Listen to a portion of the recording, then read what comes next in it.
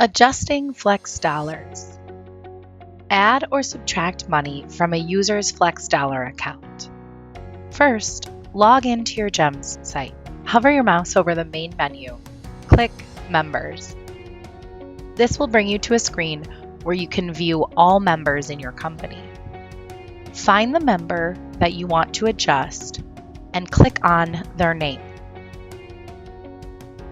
In the upper right-hand corner, click the word Adjust. Enter the adjustment amount. A positive amount will add money onto their account. A negative amount will result in a negative balance. Once you have entered the adjustment amount, click Save.